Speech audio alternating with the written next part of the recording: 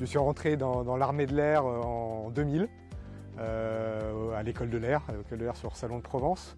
J'ai après effectué une formation de pilote de chasse. Donc j'ai un cursus de pilote de chasse où j'ai évolué sur Mirage 2000. Sur cette phase véritablement opérationnelle, j'ai commandé un escadron de chasse à Djibouti, où j'ai pu œuvrer sur différents types d'aéronefs et dans un environnement assez atypique. J'ai également après occupé un certain nombre de fonctions en état-major. On va dire que le commandant de base est peut-être le poste par excellence sur lequel on a une plénitude de commandement. On a véritablement un outil de combat. Voilà, la base aérienne est un outil de combat dans l'armée de l'air. C'est véritablement le point d'orgue de ce point de vue-là de responsabilité de commandement à mon sens. On est le lien entre les états-majors et justement l'ensemble des aviateurs qui concourent à réaliser les missions de l'armée de l'air. Forcément, on a un petit regret quand on quitte nos escadrons opérationnels, le fait de voler quasiment tous les jours, en tout cas très régulièrement. Et il y a aussi des fonctions de commandement, comme là, le commandement d'une base aérienne, qui sont différents, moins de plaisir, on va dire, physique du vol, mais un intérêt intellectuel et un intérêt relationnel qui est particulièrement fort. La base de Cazaux était mon choix numéro 1, donc forcément je ne peux être que ravi de venir ici.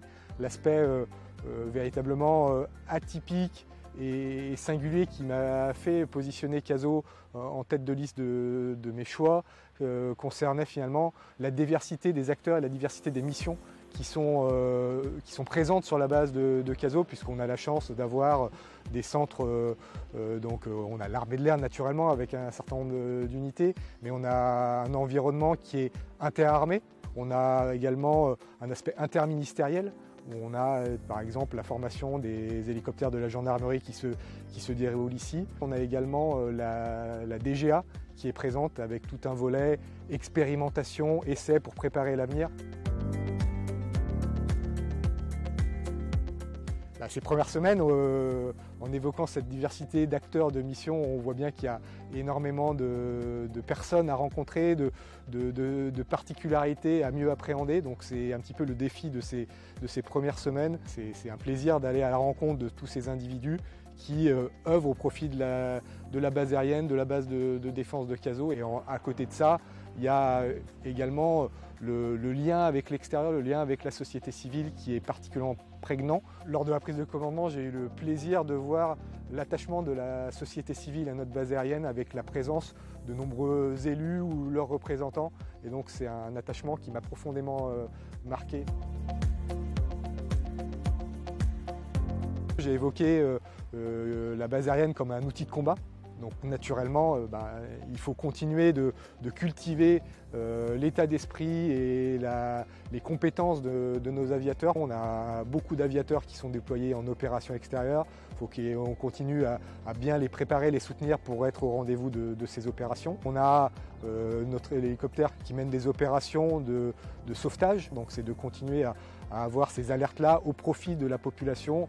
Derrière ça, on a un volet humain qui est indispensable, puisque pour répondre à toutes ces sollicitations opérationnelles, et derrière il y a des hommes, des femmes, un certain nombre de compétences, un investissement qui est à cultiver. On essaye de renforcer le lien au niveau de la réserve. La volonté, c'est d'accroître finalement ce lien armée-nation à travers l'augmentation du nombre de réservistes. Et le dernier point que je citerai concerne la démarche environnementale qui est forte au niveau de Cazaux. On a un environnement assez atypique et donc c'est de continuer dans cette voie, de préserver justement les zones qui le sont, des zones Natura 2000, les partenariats qu'on a avec différents organismes. C'est un élément particulièrement important de nos jours.